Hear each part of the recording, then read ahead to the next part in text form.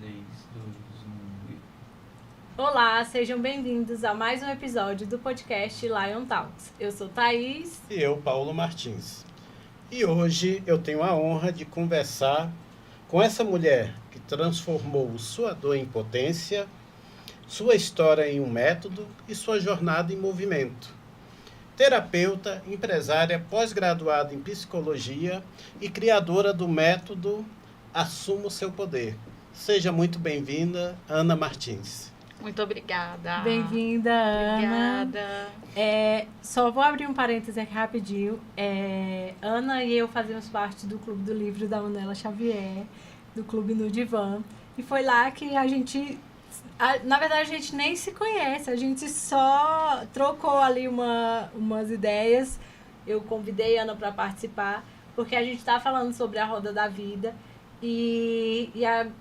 Hoje a gente vai falar com ela sobre a parte emocional.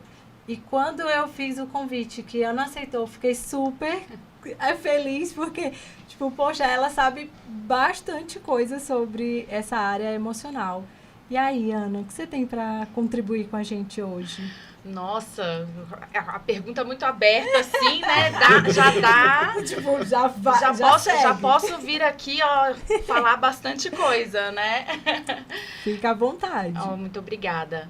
Bom, a gente fala sobre emocional e é um assunto super extenso, abrangente, né? E a gente pode falar sobre vários vieses diferentes, né? Sobre emoções e sentimentos que... Só para falar, são duas coisas diferentes, né? Completamente. Emoção é uma coisa, sentimento é outra, né? Dentro da minha metodologia, eu falo muito sobre as emoções do ponto de vista da medicina chinesa, porque é a minha primeira formação, né? Então, a medicina chinesa é uma medicina ancestral, né? A gente tem registros da medicina chinesa aí para mais de 5.000 anos. Se não fosse a estrutura da China ali naquela época, a gente teria mais ainda, né? Mas naquela época a China passava por dinastias, né? Então, quando trocava as dinastias, eles queimavam tudo da dinastia anterior. Então, muitos dos registros foram perdidos, mas é um estudo incrível, né? A medicina chinesa, as filosofias chinesas também são todas riquíssimas, né? E tem muita sabedoria envolvida ali, né? Então, o chinês, ele fez toda a metodologia ali que hoje a gente conhece como medicina tradicional chinesa, baseada na informação que eles observavam da natureza, né? Então, a gente tem os 5 elementos da medicina chinesa, tá? Que é fogo, terra, metal, água e madeira. São 5 elementos ali. E dentro desses 5 elementos a gente tem 5 emoções base, que coincidentemente ou não, porque eu não acredito em coincidências, a medicina chinesa já estava falando sobre isso há muito tempo, e hoje a gente tem estudos de neurociência que falam exatamente sobre essas 5 emoções base, né? Que é alegria, preocupação, que a neurociência vai chamar de nojo, né? Tristeza, medo e raiva. São as 5 emoções básicas que a gente tem, né? Talvez as pessoas que estão nos acompanhando, né, tenham lembrado um pouco daquela animação. Divertidamente. É inevitável, né? Sempre. É inevitável pensar em Divertidamente. Divertidamente é construído em cima dessa base de neurociência muito forte, né? É um filme, né, uma animação com um roteiro super forte, baseado em neurociência. Então, a gente tem ali já falando sobre essas 5 emoções base, e a medicina chinesa já estava falando sobre isso, né? A única diferencinha ali é essa diferenciação que a gente faz, né, entre preocupação e nojo, né? Mas, no final das contas, a função, né, dessas duas emoções é basicamente a mesma, né? Que é fazer com que você se entenda no seu ambiente, né? Se firme no seu ambiente, né? Então, cada uma dessas emoções tem uma função diferente, né? Dentro ali da alegria, que é muito retratado ali no filme, né? O filme é bem nesse eixo ali da alegria e da tristeza, né? Principalmente o primeiro. A gente tem também a ansiedade, que é um espectro diferente da alegria, mas é basicamente a mesma frequência emocional, né? Então, quando a gente está muito, muito, muito feliz, a gente está super empolgado, né? Sim. Tem aquela energia extra, né, de felicidade. Quando a gente não consegue circular essa energia da melhor maneira, ela se transforma em ansiedade. Então, é o mesmo espectro ali, né? E a gente também tem essa oscilação com as outras emoções, né? Então, na preocupação, a gente vai ter a oscilação ali para a introspecção, para a racionalização, né? Que é sobre você pensar em você inserido no seu ambiente, inserido no contexto social em que você está, nas questões que você precisa resolver do seu dia a dia, né? A tristeza, aí sim vem a introspecção, né? Que é basicamente o seu poder de pensar sobre você mesmo e sobre a sua vida e sobre as coisas que você passou, né? O medo vai ter um eixo ali com a autopreservação, né? Também com a motivação vem ali do mesmo espectro, né? Da mesma frequência energética. E a raiva vai tender depois para o outro lado, para a assertividade, né? É a forma que a gente tem de nos posicionarmos na vida, né? Colocando limites. É também uma emoção que tem uma energia de movimento, né? De circulação. Então, o início dos movimentos estão ali na raiva, né? Então, a gente não levanta da cama se a gente não tem raiva, porque inicia o movimento ali. Então, você levanta todos os dias da cama porque você sente raiva. Literalmente na força do ódio, assim, tipo, na força do ódio. Exatamente! Essa coisa da força do ódio é muito real. É muito real. Você se movimentar a partir dessa força do ódio com o pessoal. Que virou meme, né? O pessoal fala muito, mas é muito verdadeiro isso, né? Fui treinar na força do ódio. Pô, tem dia que eu treino também nessa força. Usando a raiva, assim. Eu converso muito com amigas minhas que quando passam por algumas coisas, né, quando estão com raiva, acabam atingindo metas ali no esporte que nunca tinham atingido. Então, é comum você conversar com pessoas, por exemplo, que correm, que no dia que estão com raiva conseguem correr mais quilômetros do que estão acostumadas a correr. Ou então pessoas que fazem musculação conseguem puxar mais peso do que estão acostumadas a puxar no dia que está com muita raiva, aquela raiva acumulada, tá? Então, tudo isso aí já está dentro dessa roda dos 5 elementos da medicina chinesa. E quando eu percebi isso, eu falei, cara, isso daqui é um método de gestão emocional pronto, né? Pronto, que a medicina chinesa já está aqui falando pra gente, porque dentro dessa roda dos 5 elementos, a gente tem relações de geração e relações de controle dentro desse próprio ciclo. Então, se você pega lá o pentagrama, né, um pentagrama, esse ciclo, né, dos 5 elementos da medicina chinesa, você vai ver que tem setas formando um círculo, que é do lado de fora, que são as relações de criação, né, de geração. E por dentro, formando o desenho do pentagrama, a gente tem as relações de controle, tá? Então, basicamente, a gente vai ter o fogo, que é o elemento que abriga a alegria, gerando terra, que abriga a preocupação. A terra vai gerar metal, né? A gente vai pensando nesse raciocínio, né? Você vai aprofundando mais. E aí também você vai aprofundando nas emoções, tá? Você pensa em emoções mais superficiais no sentido de estarem mais para cima mesmo, e emoções mais profundas, de te colocar mais para o seu mundo interno, mais em contato com o seu mundo interno. Da preocupação ali da terra, a gente gera o metal, né? E aí o metal vai falar sobre a tristeza. A tristeza vai gerar o medo, que é o elemento água. Metal gera água. E a água vai gerar a madeira. Nossa. Que é a raiva. E aí a raiva fecha o ciclo gerando fogo. Madeira gera fogo, né?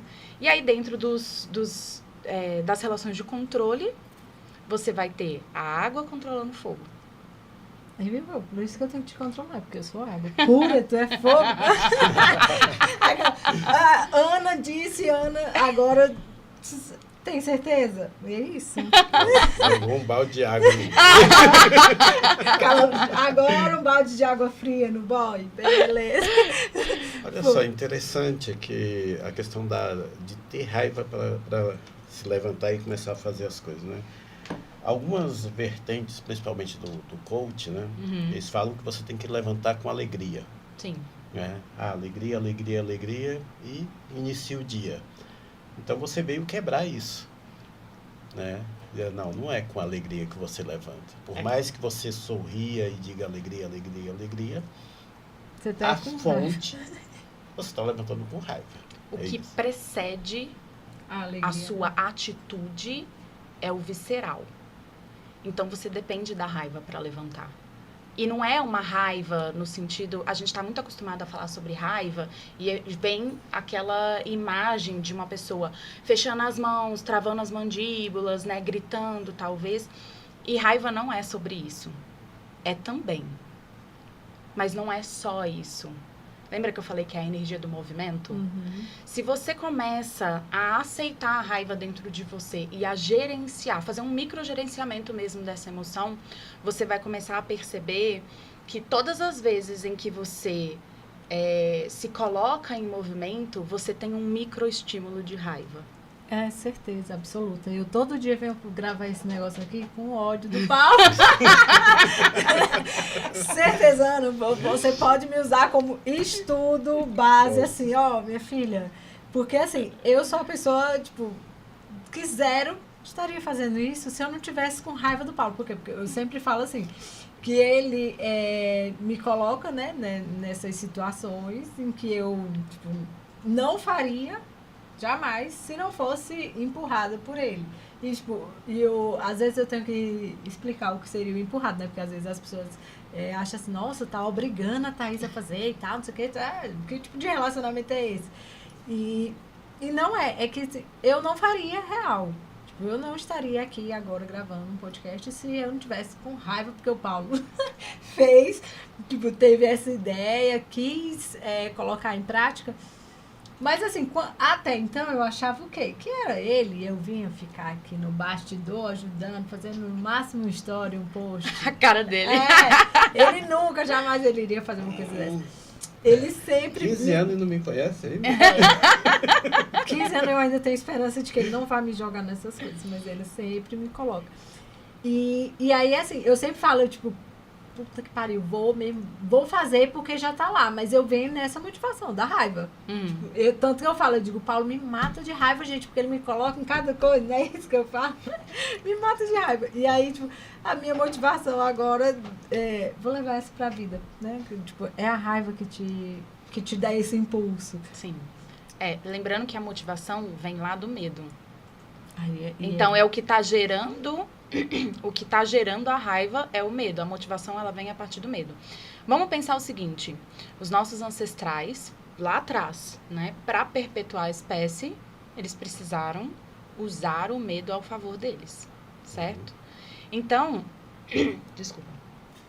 O que a gente pode pensar e extrair dessa história, né? E é o que eu acho incrível, que é justamente a jogada que a gente tem ali entre os elementos, quando a gente começa a pensar. O cara tá lá e ele chega num espaço, ali numa savana, que ele nunca atravessou. Mas ele sabe, pelo tipo de vegetação, pela época do ano, conhecimento, né, que é o antídoto do medo. Que pode ser que exista a possibilidade de existirem tais e tais bichos que vão correr atrás dele. Então, ele não vai chegar ali naquela savana que ele nunca passou e entrar lá, eu sou bonitão, eu sou gostosão. Vou passar. E vou passar. Não, ele vai olhar, ele vai observar, ele vai fazer com que o medo trabalhe ao favor dele. Porque foi o medo que fez ele parar e olhar e falar, o que pode acontecer aqui? Quais são as possibilidades? Fez com que ele avaliasse. Né? a partir do momento em que ele se colocou ali naquele ambiente de perigo, tá? Ele precisa proteger a vida dele, que é o que o medo vai fazer. Quando a gente fala sobre fluxo energético, o medo leva a energia toda para baixo do nosso corpo. Então, é comum, por exemplo, a gente observar crianças que têm medo e fazem xixi na cama, fazem cocô na calça, porque a energia vai para baixo mesmo. Mas ela vai para baixo justamente porque a gente precisa dessa energia nas pernas para correr. Para correr. E aí, esse medo todo, usado ao favor, vai gerar raiva. E a raiva vai trazer assertividade. Então, o cara vai avaliar ali a situação que ele está passando. Se ele vê que não vai dar tempo dele atravessar aquela savana ali de maneira segura, ele vai subir numa árvore, ele vai despistar esse bicho, ele vai criar uma estratégia para passar por aquilo dali e não ter a vida dele ameaçada, né? De fato, né, ceifada ou qualquer coisa do tipo, apesar de que ele já tem a vida dele ameaçada ali, né? Mas ele vai tentar diminuir ao máximo aquilo dali. Então, o medo é a energia mais ancestral que a gente tem. E ela gera raiva. Então, se a gente for pensar, a raiva é meio que a segunda emoção mais antiga que a gente vai ter, porque ela coloca a gente no movimento, né? Mas é muito interessante a gente pensar sobre essa questão de o que é visceral e o que é já o mental, né? Como você pode emular essas emoções ao seu favor. Essa coisa de você levantar, eu vou levantar alegre, porque isso vai me trazer empolgação para o meu dia, que é o que eu falei dos espectros ali, né, dentro do elemento, né? Eu quero trazer empolgação para o meu dia e eu sei que a energia do fogo é uma energia boa para fazer isso, né? Mas o fogo, ele não se inicia sem a madeira, né? E aí é visceral. É visceral, essa raiva que faz com que a gente levante da cama, que faz com que a gente vá fazer xixi quando a gente está com vontade de fazer xixi, não fazer xixi nas calças, que faz com que a gente se alimente quando a gente precisa se alimentar, que faz com que nós mulheres tenhamos essa urgência biológica, muitas vezes, muitas mulheres sentem isso, né, de se reproduzir. Porque chega um momento que fala assim, meu Deus do céu, eu preciso engravidar, porque senão... Ainda bem que eu não tenho isso. Aí, olha os privilégios masculinos. Os privilégios masculinos. Oh, né? Deus. Então, é bem sobre isso, assim, né? A gente está falando sobre emoção raiz mesmo. As emoções base, né? E aí a gente vai criando esse espectro, né? Então, como eu falei no começo, né? Uma coisa é emoção e outra coisa é sentimento. Então, voltando para o exemplo da savana. Esse indivíduo que está ali fazendo toda aquela estratégia, traçando toda aquela estratégia para preservar a vida dele, ele pode se sentir ameaçado. Mas a ameaça não é uma emoção, é um sentimento, né? Então, é assim que a gente começa a descolar, né? Emoção de sentimento. O sentimento é o que você de fato sente. Então, você pode ter emoções que se transformam em sentimento. Então, eu estou me sentindo raivosa. Totalmente possível. Totalmente. Ok. Ana, como terapeuta, já teve aquele momento que você... Ai, meu Deus!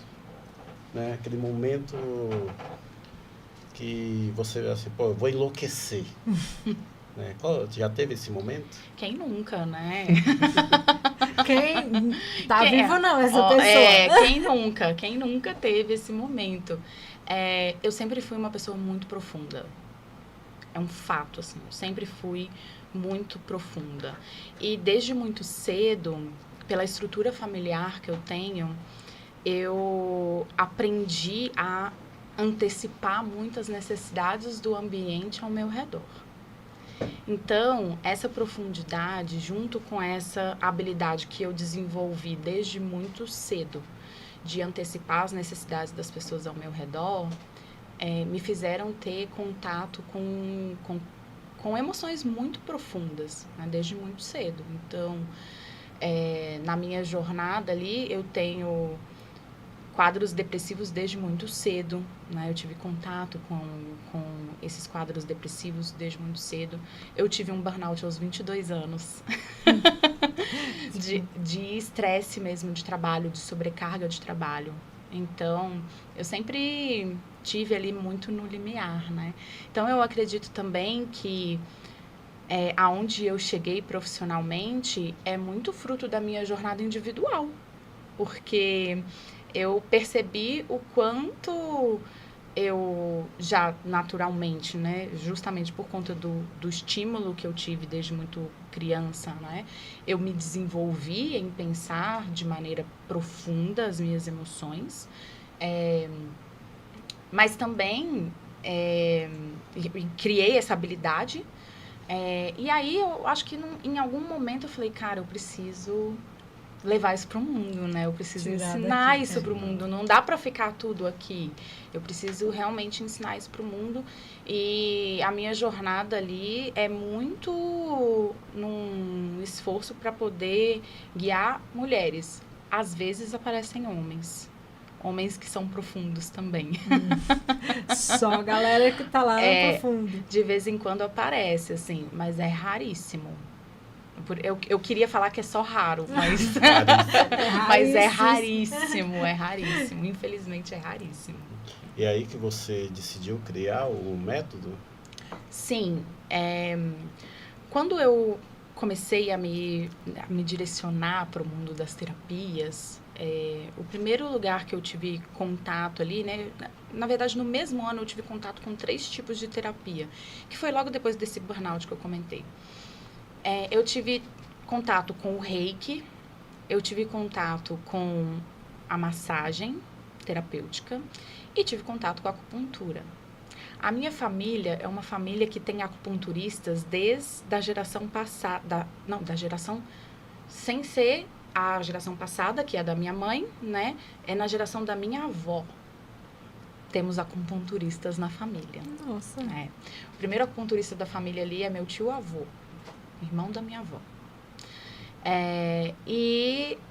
Sempre teve esse conhecimento, né, dentro da família. Então, eu tenho uma prima que é acupunturista, que eu sou muito grata, aliás, beijo Mari, muito obrigada por me ajudar, por fazer parte dessa jornada.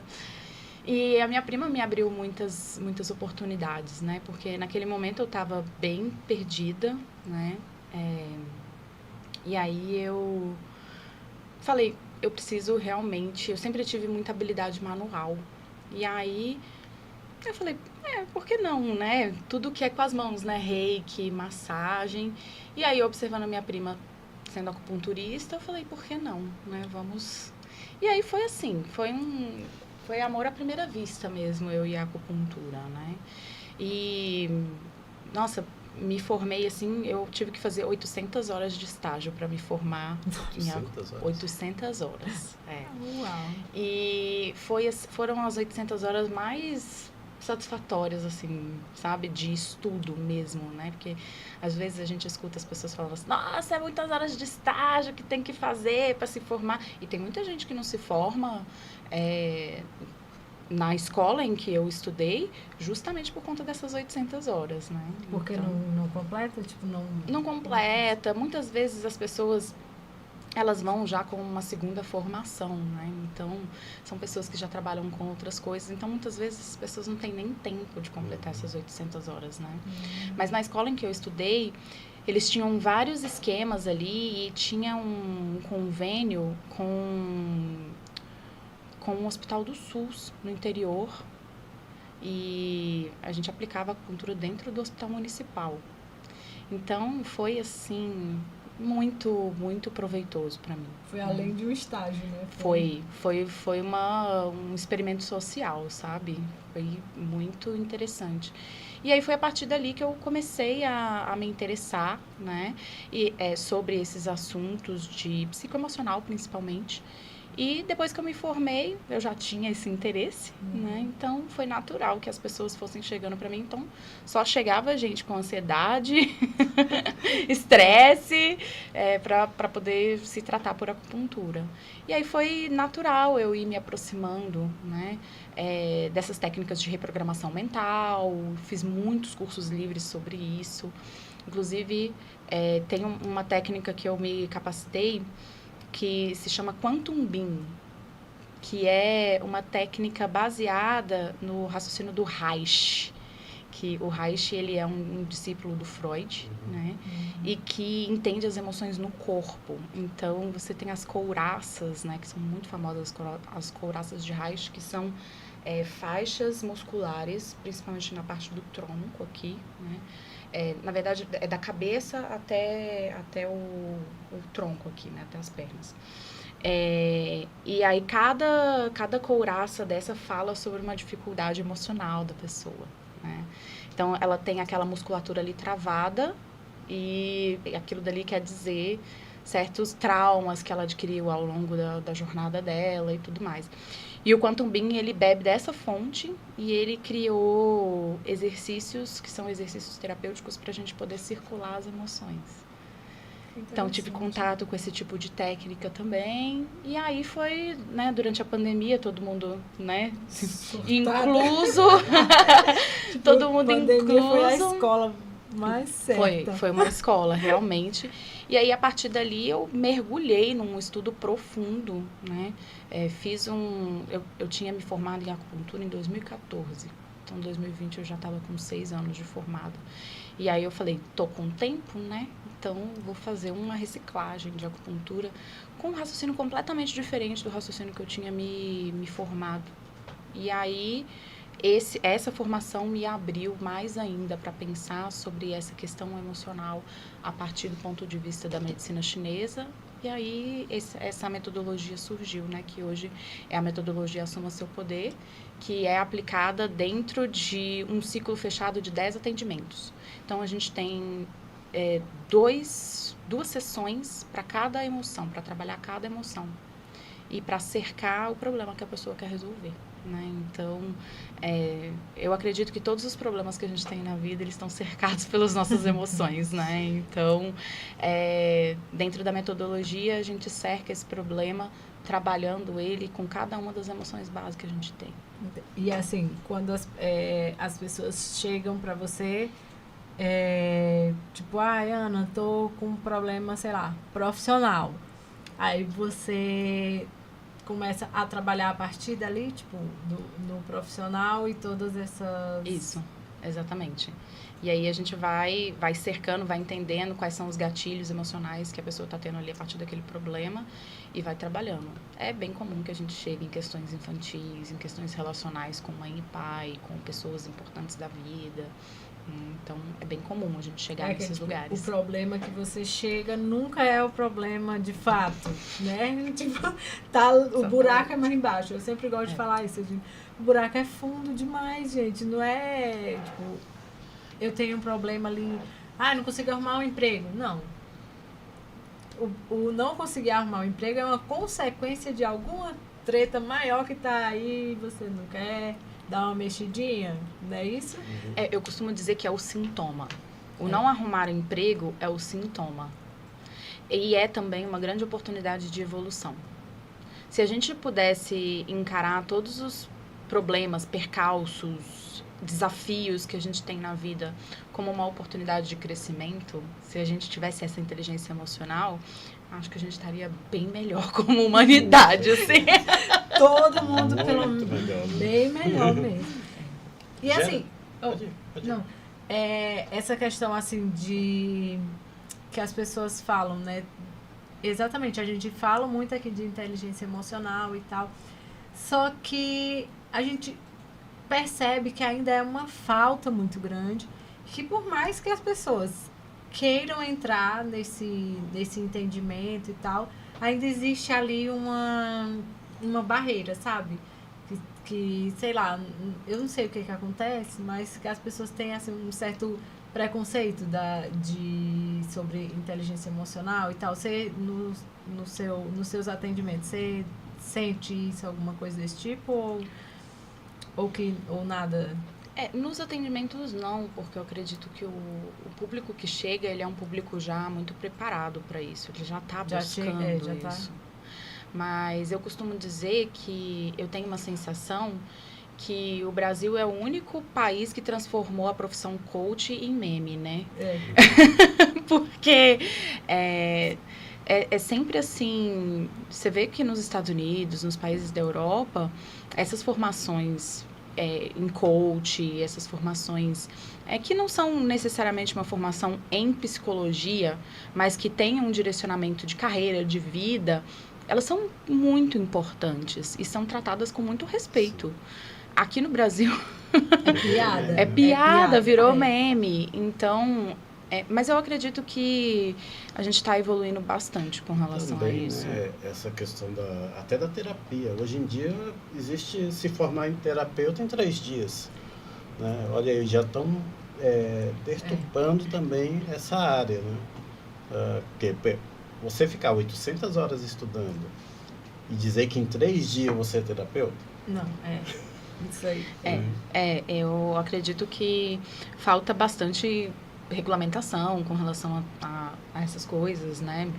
E tudo mais. Tem muita gente que faz um curso aí de 3 dias e, né, começa a atender. Mas aí é aquela coisa, né? Falta de responsabilidade profissional, falta de moral e ética, falta de responsabilidade emocional também. Isso. Falta bastante coisa para chegar ali num espaço que seja interessante. Mas eu acho que o outro extremo também, ele não é muito legal, né? Porque a gente tem uma supervalorização da academia hoje, né? Entramos num assunto polêmico aqui agora, mas é muito interessante a gente pensar que formações a nível técnico, que formações a nível como o meu também, né? As minhas formações são todas a nível de pós-graduação, né? Então... claro que eu estou dentro de um processo acadêmico, estou, mas a minha formação inicial não é na área da saúde. E hoje, assim, isso é totalmente regulamentado pelo MEC, né?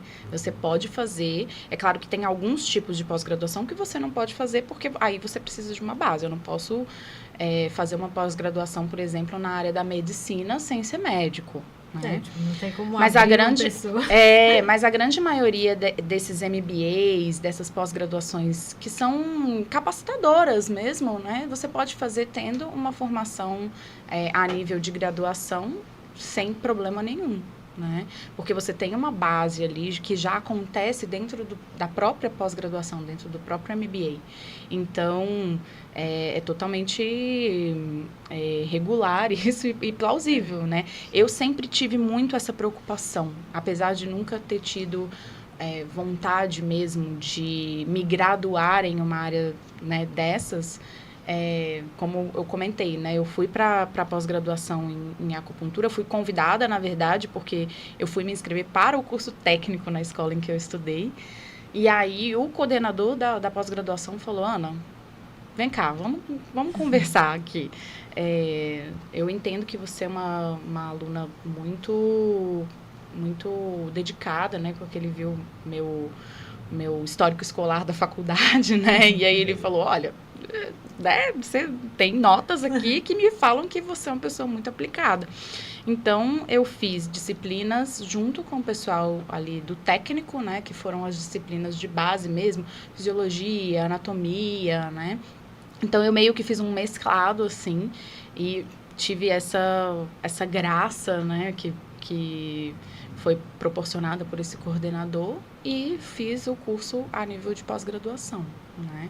Mas ainda assim, estudando 800 horas na prática, mais as horas que eu não lembro, as horas de estudo eu não lembro, de horas aula, né? Eu não lembro exatamente quanto era. É que 800 horas de estágio impactou bastante. Ficou marcado. Número. E assim, né? O que eu vejo, tipo, por mais que a gente veja que graduação, ok, estudos, ok, conhecimento, ok, mas o que eu acho que pega muito também, às vezes, e isso eu acho que é para qualquer profissão, qualquer coisa, a prática, né?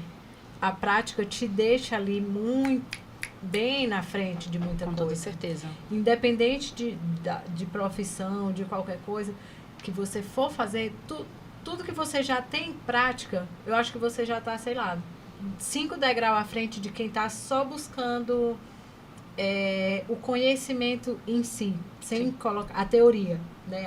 O conhecimento tipo, é super importante, calma, gente, aquela. Vamos aqui a organizar o pensamento. Conhecimento super importante, teoria maravilhoso. Só que assim, se você não coloca em prática, é como se você não soubesse nada. Claro. Né? Porque é muito diferente de, sei lá, o Paulo saber tudo na teoria e nunca ter aplicado em nada. Sim. Né? E enquanto, tipo, sei lá, eu não sei de quase nada da teoria, mas eu tô lá. O pouco que eu sei, eu tô colocando em prática.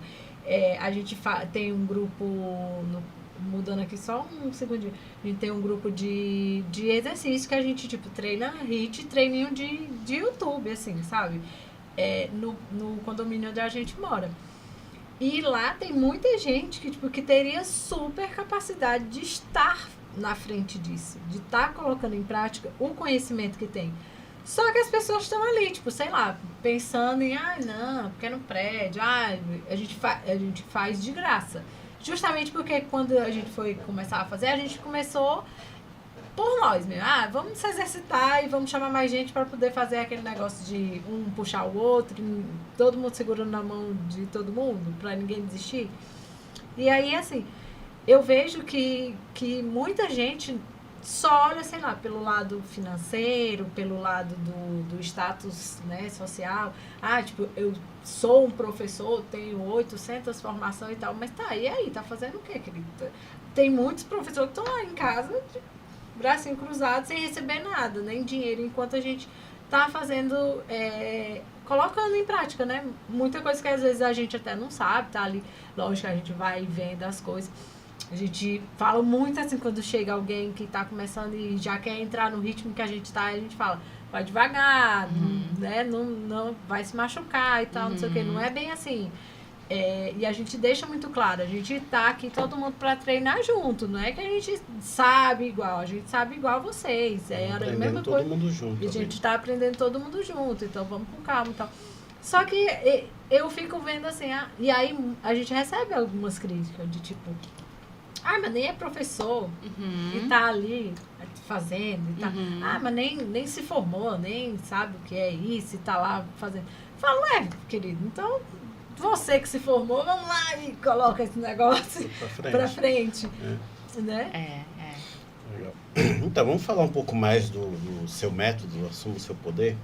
Se eu fosse uma pessoa que chegaria lá no seu consultório, uma pessoa cheia de dúvidas, incertezas, inseguranças, o que aconteceria nesse primeiro atendimento com você? Tá. No primeiro atendimento, a gente sempre vai traçar um objetivo para essa jornada do Assuma Seu Poder. A pessoa sempre vai chegar ali e ela, justamente porque ela já tem um pouco de conhecimento sobre quem eu sou, né? Geralmente vem muito por indicação. Então, a pessoa já não chega muito, né, perdida, assim, né? Mas vamos supor que seja uma pessoa que, caiu de paraquedas. Só fui com a sua cara. Né? Caiu de paraquedas aqui Meu no santo Instagram. bateu e é isso. Então, eu vou primeiro explicar o método, como funciona. Se a pessoa se conectar com essa metodologia, com a forma, a gente vai traçar um objetivo, que é um objetivo para se cumprir no final dessas 10 semanas, que é o tempo que dura a metodologia. 10 semanas. 10 semanas. Então, dentro dessas 10 semanas, o atendimento acontece sempre semanal, uma vez por semana, tá? A gente vai trabalhando para cumprir aquele objetivo ali que a pessoa colocou. Muitas vezes, esse objetivo é um objetivo emocional muito profundo. Então, eu costumo dizer que o nosso subconsciente é como uma cebola. A gente vai tirando as camadas, a gente vai descascando essa cebola.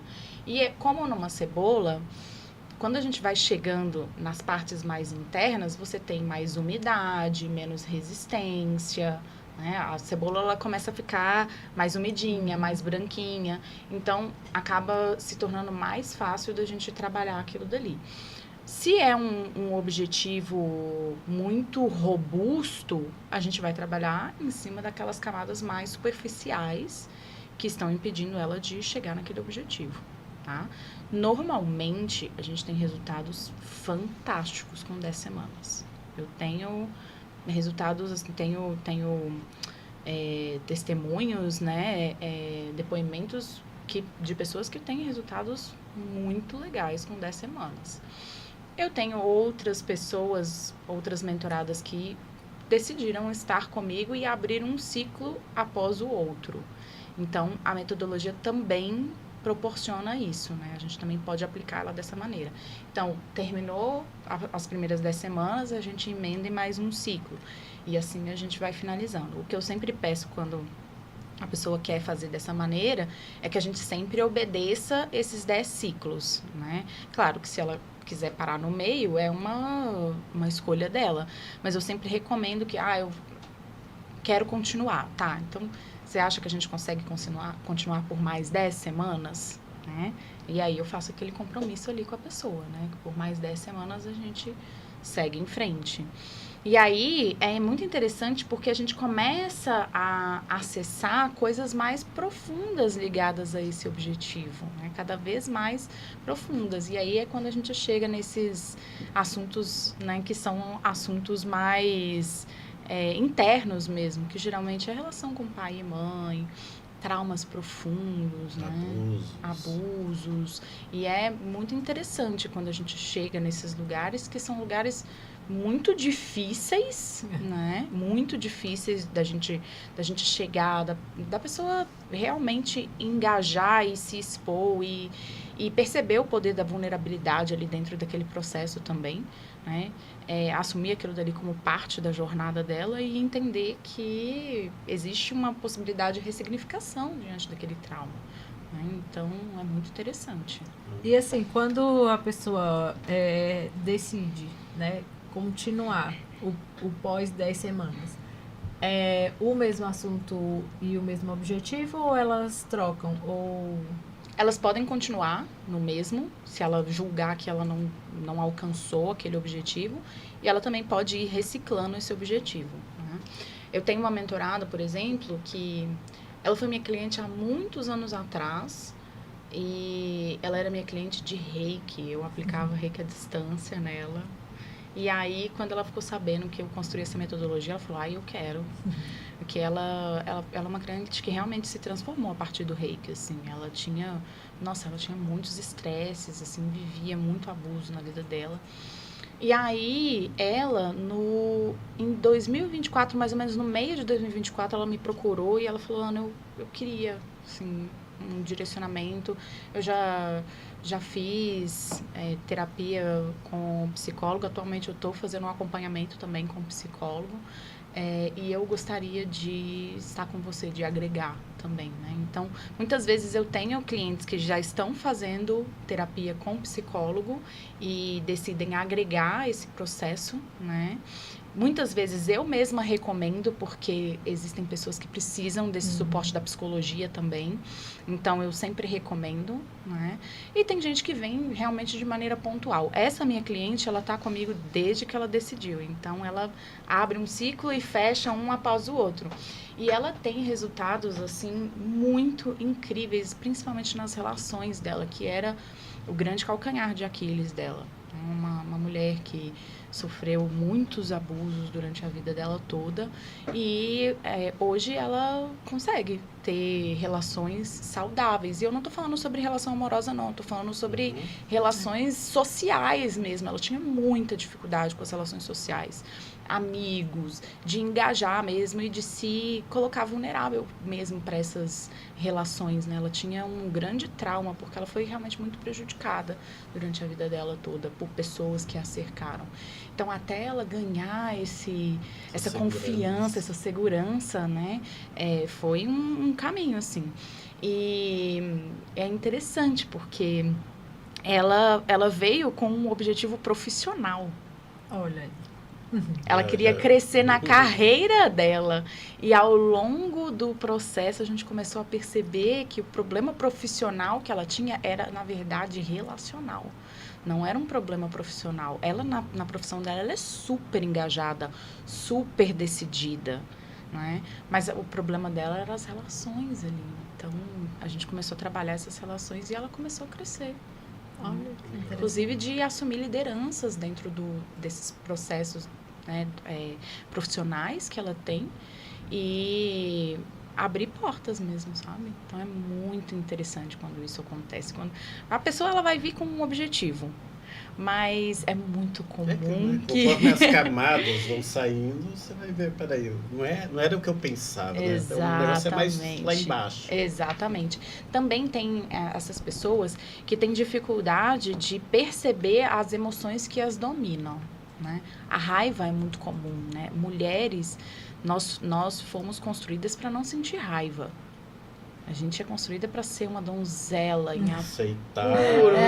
Pura. Não pode, né? Não pode sentir raiva, não pode gritar, não pode falar alto.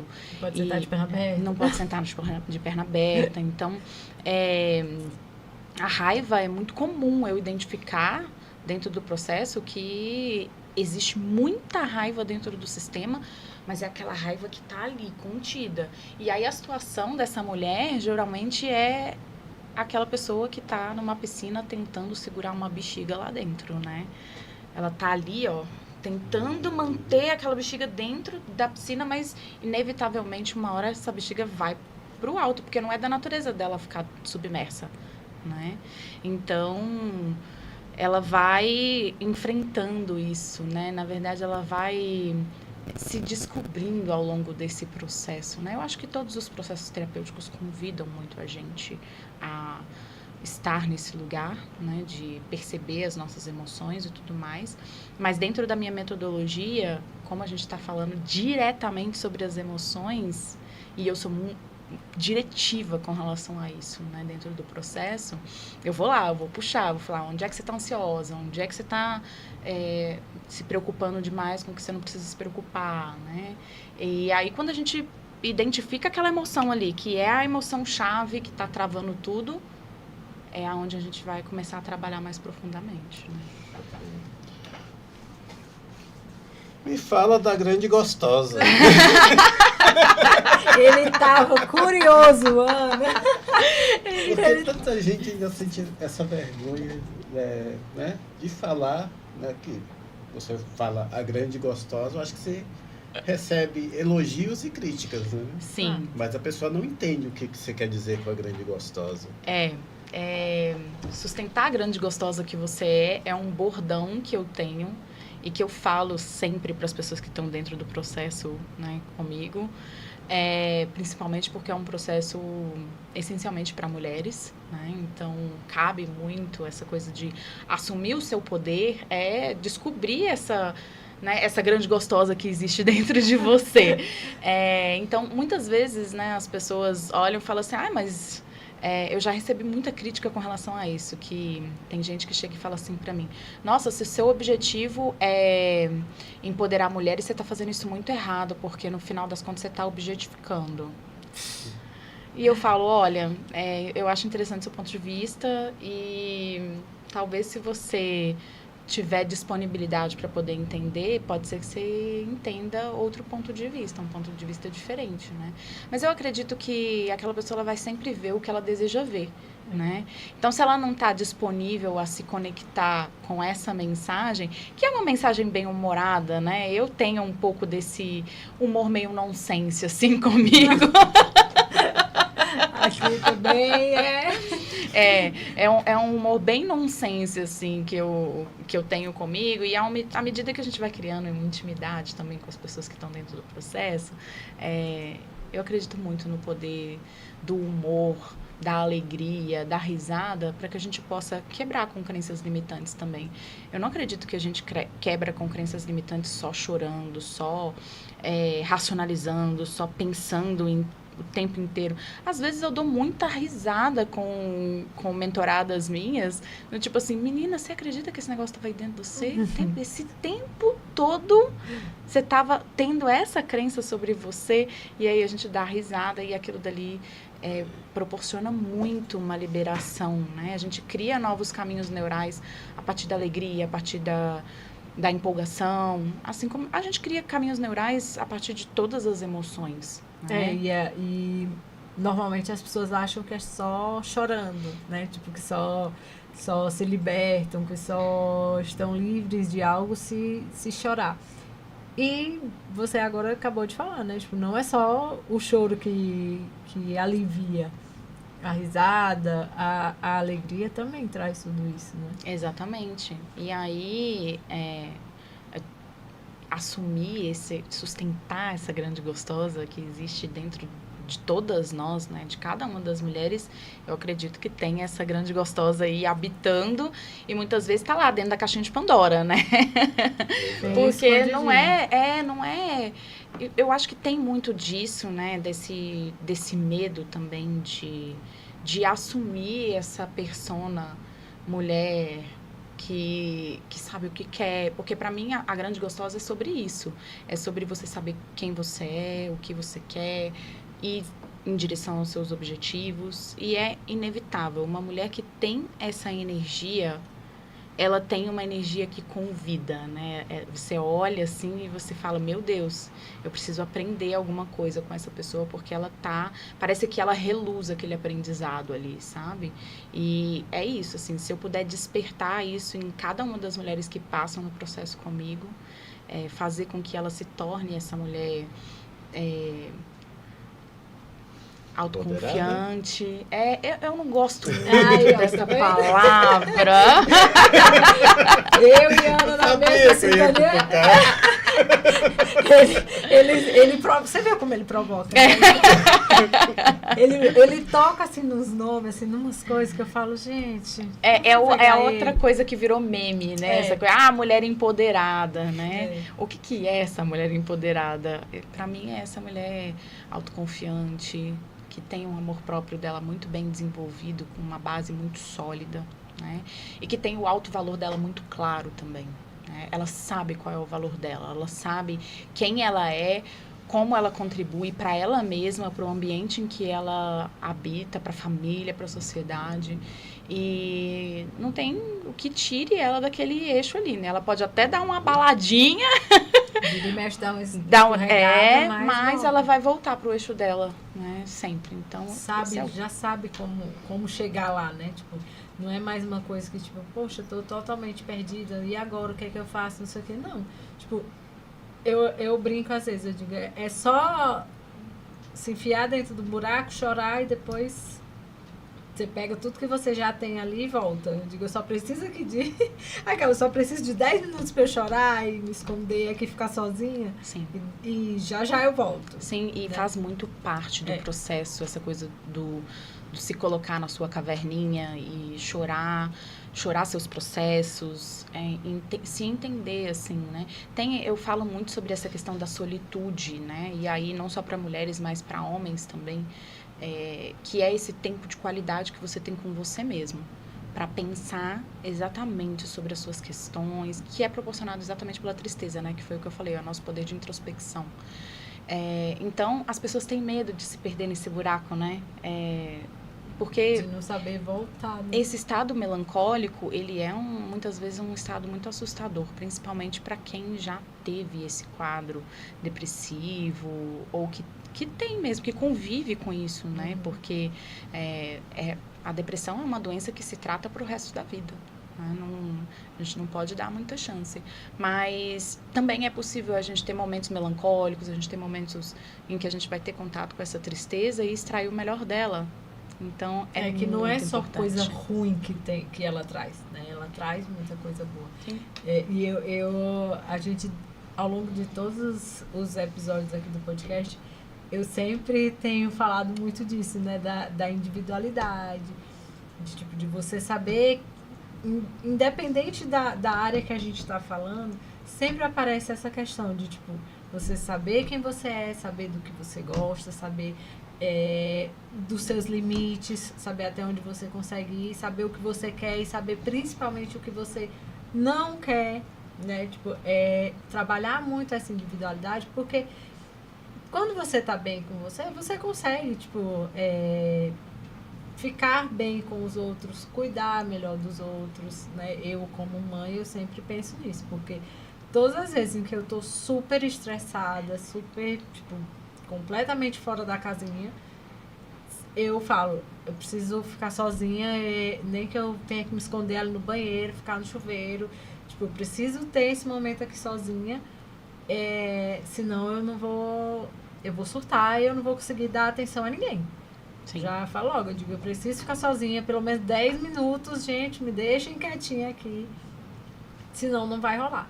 E aí tem tido muito essa questão, né, da individualidade, da solitude, de você saber de fato, porque senão não tem como, gente, não tem como eu cuidar de ninguém, não tem como eu viver em sociedade, sendo que eu não sei nem o que eu quero pra mim, como é que eu vou dizer pro outro o que ele tem que fazer, se ele jogar a pergunta pra mim, aí eu vou dizer o quê?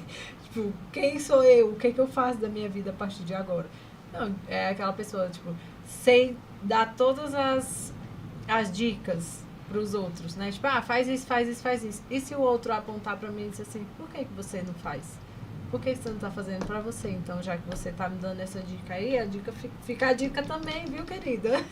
E acontece muito disso, né? De achar que é só ao redor. E esquecer de si, né? São as relações, né? Mas eu achei muito interessante de tudo que você falou, você passou por todas as emoções. Você falou sobre autoconfiança, você falou sobre motivação, você falou sobre se conectar com o seu mundo interno, você falou sobre criar planos para o futuro, né? Então você vê que como as emoções, elas estão totalmente presentes na nossa vida, no nosso dia a dia, e quando a gente está presente mesmo, a gente consegue ter esses desenhos emocionais de uma maneira muito saudável. A grande questão é quando a gente se fixa em uma das emoções, que é muitas vezes o que acontece, ou quando a gente coloca tudo na conta de uma emoção só. Então, é comum que a gente faça isso com a ansiedade, por exemplo. A gente fala, tudo é ansiedade, né? Tudo, eu tô ansioso, eu tô não sei o que, tô ansioso, tá... E aí, não dorme porque tá ansioso, não faz nada porque tá ansioso, vai comer muito porque tá ansioso. E muitas vezes não é só ansiedade, muitas vezes é medo, muitas vezes é raiva, muitas vezes é tristeza. Então, esse letramento emocional que muitas vezes a gente não recebe. Muitas vezes somos analfabetos emocionais. A gente não sabe... Ninguém quer falar, né? Tipo, a gente vê sempre... Ninguém quer falar sobre emoções, ninguém quer dar a atenção devida que deveria dar às emoções. E o nosso objetivo, tanto hoje como em todos os episódios que a gente tem trazido aqui, é justamente isso, né? Deixar mais claro as coisas, o que existe e o que não existe, e o que você pode ali praticar real que vai dar certo, sabe? Porque a gente vê muito, psicólogo é coisa de doido, terapeuta, né? Eu não tô doido, pra que eu quero isso, né? Tipo, sim. Talvez tá mais doido você tá de não querer procurar alguma coisa desse tipo. Mas tem muito esse preconceito também, né? Tipo, de não falar, não pode chorar, não pode demonstrar sentimento, emoção, nada. Você tem que ficar ali, que a vida é só mil maravilhas, e você não pode expor, né? Mostrar a sua vulnerabilidade mesmo, né? Sim. E... Pode falar. Será que não existe uma dor na emoção? Você diz uma dor física ou uma dor emocional? Dor emocional. Sim. Na emoção. Com toda certeza. A gente sempre vai estar em contato com algum tipo de dor, principalmente com aquelas emoções que envolvem traumas ao longo da nossa jornada, né? Então, se eu fui reprimido com relação à minha raiva, muito provavelmente a raiva vai ser mais dolorosa para mim. Se eu fui reprimida com relação ao meu choro, eu vou ter dificuldade com o meu choro. Isso é muito comum, né, de acontecer. Engole o choro, né? Engole o choro. Tá chorando por quê? Ou então, até mesmo numa intenção positiva que os adultos fazem com as crianças, tipo, não precisa chorar. É. Cai, machuca, a criança tá lá toda machucada. Ah, mas nem doeu, nem doeu. Como não doeu, gente? Tá Sim. doendo. E eu acho isso muito interessante, né, que eu tava falando sobre letramento emocional. E muitas vezes, nós adultos, a gente não consegue dar letramento emocional para as crianças porque a gente não tem um letramento emocional. Então, não é possível a gente estimular uma criança a olhar para ela e falar assim, o que você está sentindo? Tá sentindo medo? Você tá sentindo raiva? Você tá sentindo ansiedade? Como que é? Explica pra mim o que você tá sentindo. Não, a gente espera que as crianças aprendam a se autorregular sozinhas. A gente espera que as crianças entendam que elas estão sentindo sozinhas, mas a gente precisa de um direcionamento. Né? E aí, a gente precisa primeiro fazer esse processo com a gente mesmo e entender o que a gente está sentindo e como as emoções se manifestam fisicamente no nosso corpo também. Quais são as reações que eu tenho mais comuns quando eu estou sentindo ansiedade, quando eu estou sentindo medo, quando eu estou preocupada. Né? A insônia, por exemplo, que eu comentei anteriormente, ela pode ser causada por ansiedade, ela pode ser causada por preocupação, ela pode ser causada por tristeza. Então, a gente tem que entender o que é esse sintoma e por que ele está acontecendo. Então, se eu estou demorando a pegar no sono, muitas vezes está ligado à preocupação, porque a minha cabeça não desliga. Né? Se eu estou acordando no meio da noite, provavelmente ou está ligado à ansiedade ou está ligado à tristeza. Depende muito ali de como essa insônia acontece também. Né?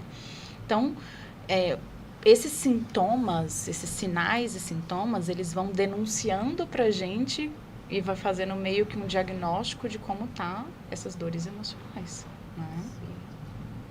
Muito Posso fazer uma interessante. pergunta rápida pra você responder? Pode. Pá! Pode. Pergunta rápida. Bate bola, Bate jogo bola. rápido. Vamos. Vamos lá. Uma crença que você destruiu e nunca mais voltou. Dela mesmo? Minha mesma? Isso. Eu sou preguiçosa. Foi uma crença muito difícil para mim de derrubar. Porque dentro da minha jornada pessoal foi muito desafiador. Eu tive muitos estímulos que me fizeram acreditar nisso como uma verdade absoluta.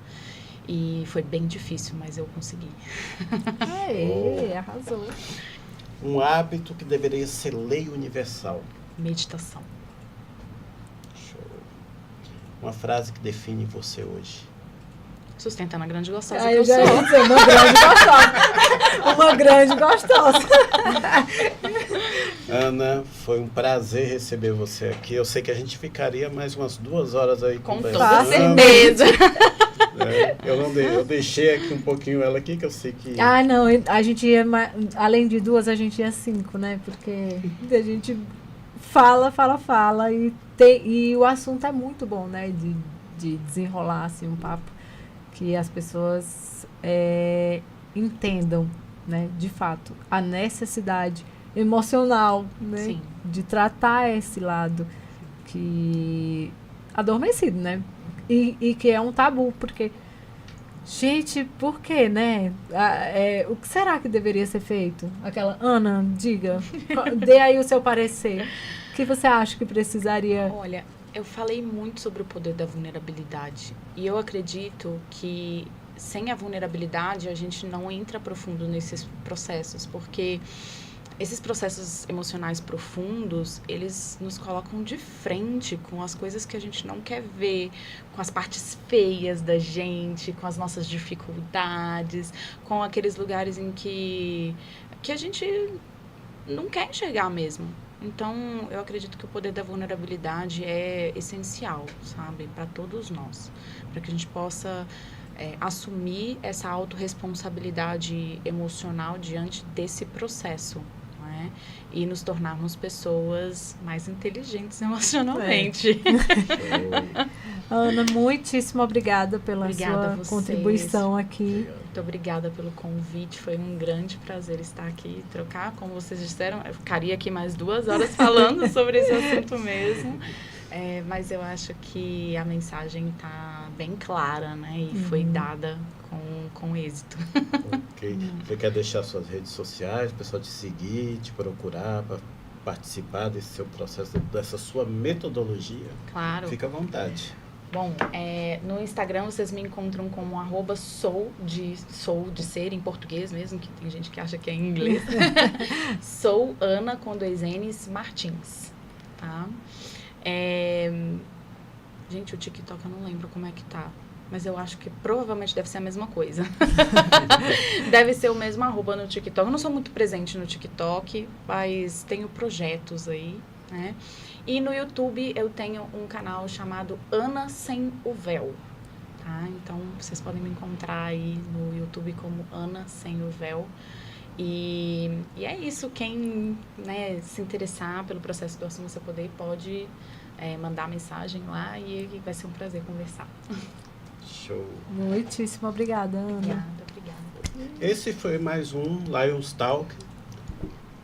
Sigam nas redes sociais, curta, compartilhe, deixe uma mensagem, uma pergunta para a Ana. A Ana vai, quando a Ana vê lá a mensagem, ela vai responder, né, Ana? Estarei presente. Tirem suas dúvidas, né?